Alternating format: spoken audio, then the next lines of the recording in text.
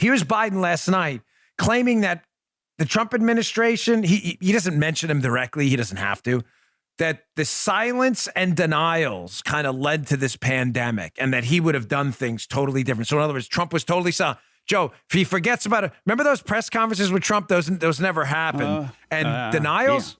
Yeah. Trump denied there was a coronavirus. So what was he doing the press conferences for? Hold on a sec. Let me think that one through for a moment. So there were press conferences that were silent. What were they doing? Like sign language or something? I don't understand. At the press conferences that actually happened. And then denial. So they got up at the silent press conferences and said nothing and just wrote on a blackboard that we are denying the coronavirus. This is ridiculous. Listen to Biden. A year ago, we were hit with a virus that was met with silence and spread unchecked. Denials for days, weeks, then months. That led to more deaths, more infections, more stress, and more loneliness. Photos and videos from 2019 feel like they were taken in another era. The last vacation, the last birthday with friends, the last holiday with extended family. Silence and denials. I'm going to show you a follow-up video here about who was really silent and denying the what. And I don't think anybody anticipated what the impact of the coronavirus was. I don't care if you're a Democrat, a Republican, a communist, a conservative. It doesn't matter. Even when the pandemic was declared a year ago today, I don't think anybody understood how bad it was going to get. Fair enough? I don't. Very few people, I think, understood the scope of what was going to happen. Yet, here's what's really weird. Joe Biden's clearly trying to suggest Trump was denying the existence of the coronavirus and the severity of it. But yet, when it started to get ugly, the Democrats went back to playing the race card. The race card about coronavirus? Listen for yourself. Check this out. Since the beginning of the COVID-19 outbreak, we have seen not only the spreading of the virus, but also a rapid spreading of racism and xenophobia. This is no time for Donald Trump's record of hysterical xenophobia. And simply being, Chinese in a crowded space is something that causes people to part, like the Red Sea.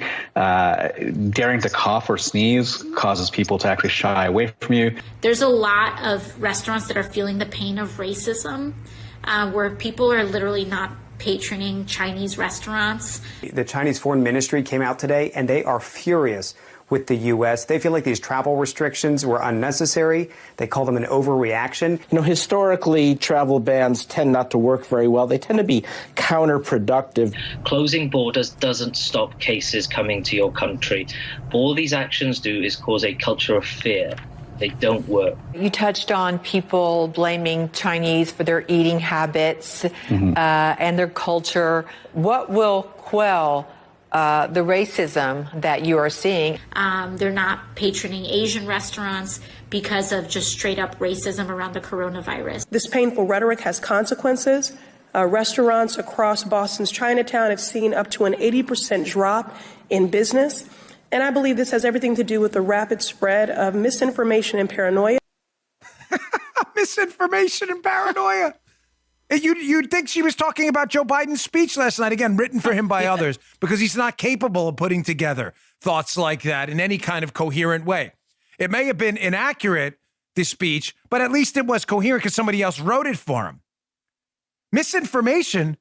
So it was Trump who was silent about the coronavirus, despite the fact he had briefings about it and instituted a travel ban almost immediately.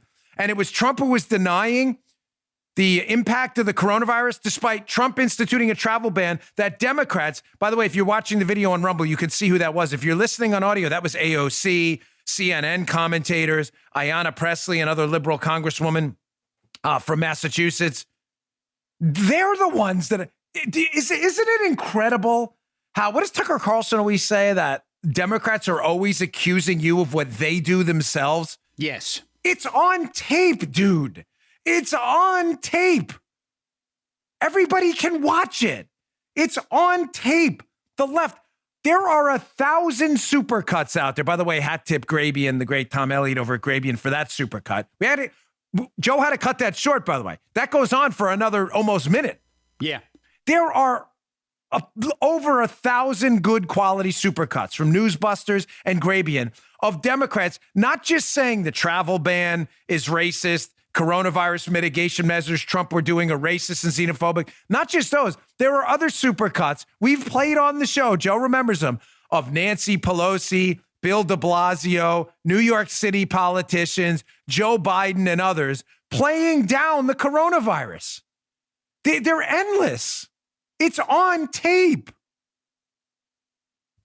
Don't allow them to rewrite history.